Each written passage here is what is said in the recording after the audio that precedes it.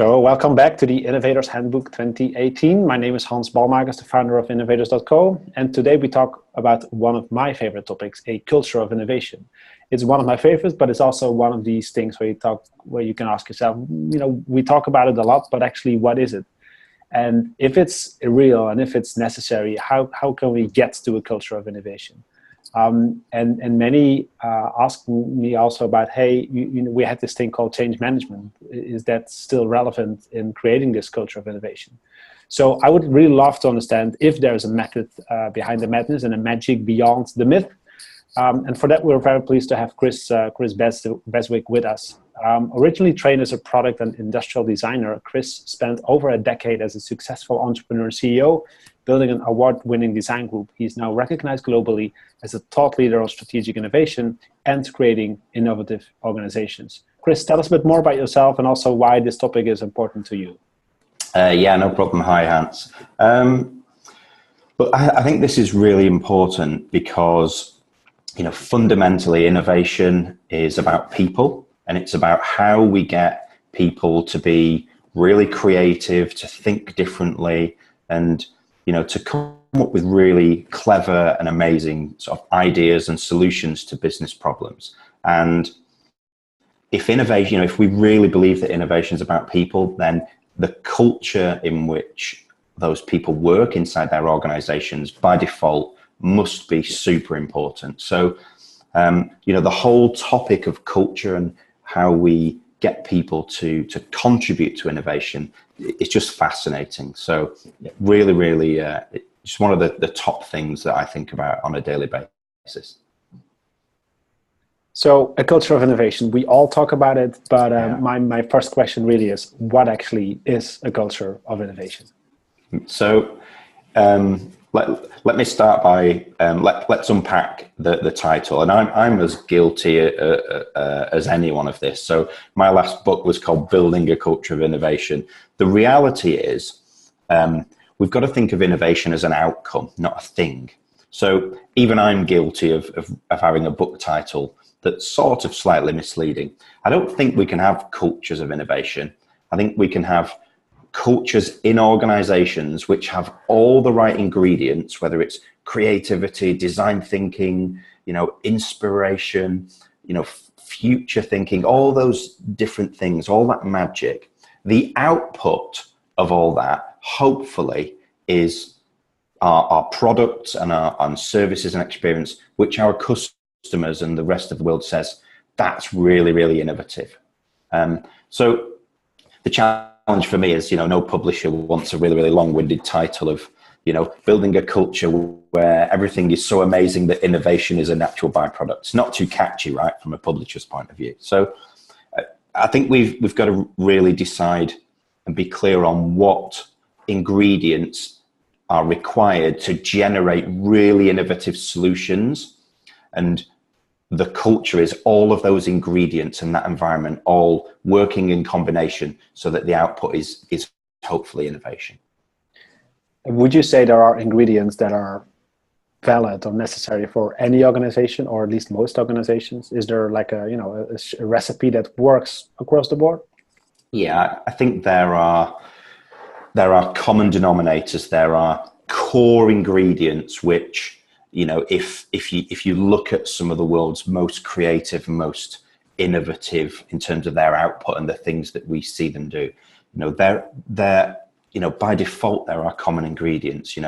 There are different ingredients around leadership, around, all the common things that everyone will know, real clarity of purpose, freedom to express yourself as an employee, freedom to challenge the status quo. So that real sticky problem around risk and how we deal with that in organizations.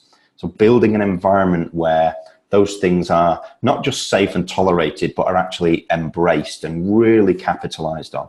So some of those are some of the real fundamental things. Technology, using technology at the heart of organizations to allow people to collaborate, for example. Just some real fundamental things which make up that part of that innovation, that mixing pot of innovation. I've once heard this saying that you can assess the culture of any organization by walking into a meeting. So how is a culture of innovation, a meeting in an organization with a culture of innovation, different than a organization without a culture of innovation? That's a great question. I think fundamentally, depending, and it all depends what meeting it is. Is it a board meeting? Is it a meeting led by the CEO or the HR director about people? I think fundamentally, where innovation's a core part of organizations, innovation will be on the agenda for all those meetings. It will be talked about in each different context, whether it's a strategy meeting, whether it's a HR meeting about people. Innovation will be a core part of those conversations. I think the other factor as well is, if you look at the research and my own research, it shows us that real creativity and different thinking and innovation as an outcome doesn't happen in the boardroom. It doesn't actually happen in the traditional meeting room. So when you get into really creative organizations, the physical location of that meeting tends to be different. It's not the traditional boardroom, long rectagonal boardroom with multiple chairs around it. The location itself is often somewhere much more creative. And maybe it's in the canteen, maybe it's, out in the park, maybe it's in a different kind of space. So there's just real subtle differences in organizations that really understand this kind of stuff.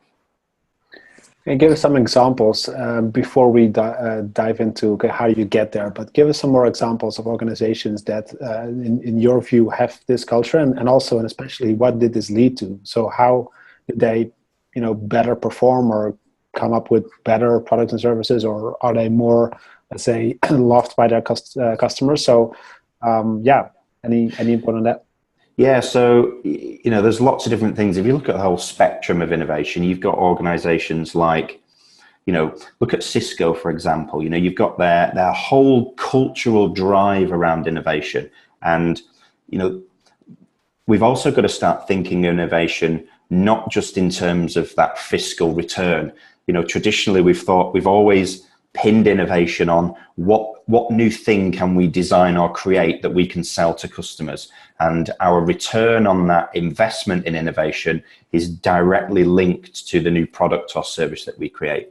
You've got organizations like Cisco who are really building innovation right into the heart of their organization. So the natural byproducts of that are, a better culture overall, higher performance, more engaged people, all over the world, more collaborative and engaged people. And these are some of the returns on the quest for innovation that haven't traditionally been looked at, because they're not directly related to financial growth and top or bottom line growth. But many organizations now are realizing that those what were looked at as byproducts are now actual core drivers. So that cultural fit, the war on talent. You've got a lot of organizations now really using innovation and a culture of innovation to try and tap into that next generation of workforce who are going to, not just desire a different culture, they're going to demand a different kind of creative and innovation-led culture. So, you've then got organizations like Waitrose in the UK, which is part of the John Lewis Partnership, who've really embraced, huge drive for incremental innovation and continuous improvement, specifically led by customers. So the natural byproducts there are, building a much better relationship with customers and genuinely solving challenges from those customers. I was with the innovation team at Santander yesterday, and some of the things they're doing around collaboratively working with customers, they're paying real dividends, not again necessarily in pure product and proposition terms, although they've generated some brilliant ideas and new products. But in terms of that co-creation and collaboration with customers, sometimes those benefits of innovation are far more important than the odd product or proposition that can be created. So brilliant companies doing brilliant things because they've expanded the lenses by which they look at innovation through from just about creating new products.